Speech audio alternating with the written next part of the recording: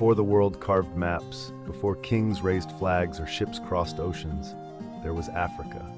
The morning sun kissed the savannas, and in the heart of the Congo, a woman sat by the riverside, turning over a bone etched with symbols. It was not just a bone, it was the Ishango bone, a mathematical record carved by a mind thousands of years ahead of its time. Long before Pythagoras or Euclid, Africans were already counting, doubling, and discovering the rhythm of numbers hidden in the stars. In Nubia and Kemet, where the Nile whispered secrets to those who listened, priests climbed temple steps to read the sky. They mapped the constellations, predicted the floods, and timed the planting of crops with surgical precision. The Dogon people of Mali, without telescopes, described Sirius B, a star invisible to the naked eye, centuries before European astronomers would even believe it existed. Further south, in the red soils of what is now Nigeria, the Nok people stoked fires in ancient furnaces. Their hands pulled molten iron from earth, shaping tools and weapons long before much of the world knew metal could bend to human will. They forged civilizations in flame, ushering in an Iron Age born in Africa, not borrowed but built from scratch. To the east, great stone cities rose. In Zimbabwe, a civilization built walls without mortar, stones stacked in spirals like the rhythm of a drumbeat.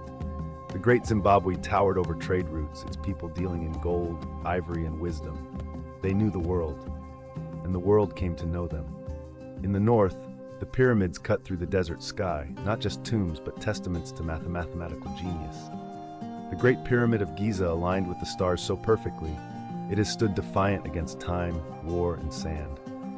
Inside their temples, Egyptian doctors etched remedies on papyrus, treatments for infection, surgery, and childbirth.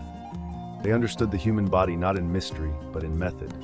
Even today, echoes of their herbal medicine whisper through the healing traditions of Ethiopia, Ghana, and the Congo. In the forests of southeastern Nigeria, symbols danced in the air. In Sibidi, an ancient script of wisdom, secrecy, and art flourished among the Ekbe and Ajagam people.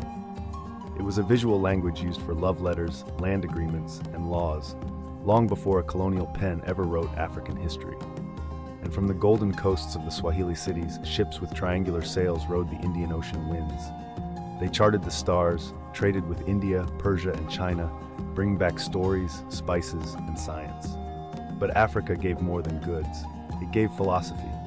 In Kemet, Ma'at stood as the moral compass, a concept of truth, balance, justice, and cosmic order. It guided rulers, judges, and common people.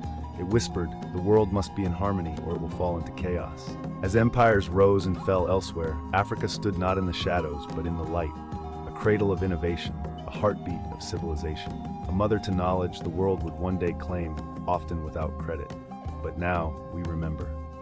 From bones that count, to pyramids that breathe, to scripts that speak without words, Africa shaped the world.